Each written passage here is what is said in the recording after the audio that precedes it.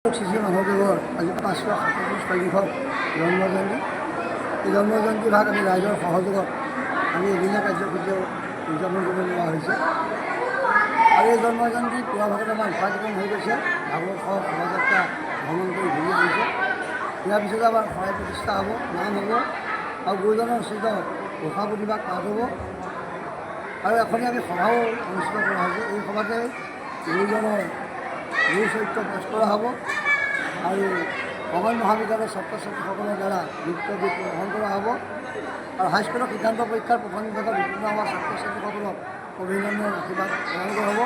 উচ্চতৰ মাধ্যমিকৰো ছাত্ৰ ছাত্ৰীসকলক অভিনন্দন আশীৰ্বাদ প্ৰদান কৰা হ'ব। তেনেধৰণে আমি এই কাৰ্যসূচীভাগ পালন কৰিছোঁ।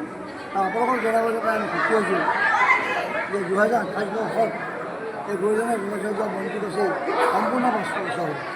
এয়া আজিৰ পৰা আমি এই 500 বছৰীয়া জন্মজয়ন্তীৰ কাৰণে প্ৰস্তুতি চলাম। আমাৰ জিলা ভিত্তিত বা জিলাৰ বাহিৰতো আমাৰ এখনি আমি উদযাপন সমিতি গঠন কৰি ৰাইজৰ পৰা দিহা পৰামৰ্শ আমি কামনা কৰিম। এই 500 বছৰৰ তেনেধৰণে আমি গুৰুজনৰ জন্মজয়ন্তীভাগ উদযাপন কৰিম। আৰু গুৰুজনৰ এটি প্ৰতিমূৰ্তিও আমি নিৰ্মাণ কৰাৰ চিন্তা কৰিছোঁ, চবতে শুদ্ধ সেয়াও আলোচনা কৰা হ'ব। আৰু এমাহজোৰা কাৰ্যসূচীৰে আমাৰ ভাওনাও অনুষ্ঠিত হ'ব। সেয়েহে এই সুযোগতে আমাৰ সন্মান মাধ্যম জিলা প্ৰশাসন, অসম চৰকাৰ, মাননীয় মুখ্যমন্ত্ৰী মহোদয়, সাংসদ বিধায়কসকলক আমি আশীৰ্বাদ প্ৰদান কৰিম। সকলো কুশলে থাকক আৰু গুৰুজনৰ কলা কৃষ্টিসমূহ আমি জীয়াই ৰাখোঁ। আৰু আমাৰ 28 বৰ্ষৰ যি 500 বছৰীয়া জয়ন্তী, এই জয়ন্তী ভাগলৈ আমি অসমৰ মাননীয় মুখ্যমন্ত্ৰীৰ যোগেদি আমাৰ ভাৰতৰ প্ৰধানমন্ত্ৰী মহোদয়কো আমি নিমন্ত্ৰণ জনাম।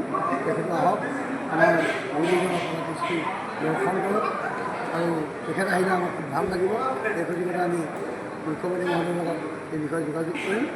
অনাগত দিনত আমি সকলো একেলগে থাকি উলহ মালহে 500 বছৰীয়া আমি জয়ন্তীভাগ উদযাপন কৰিম।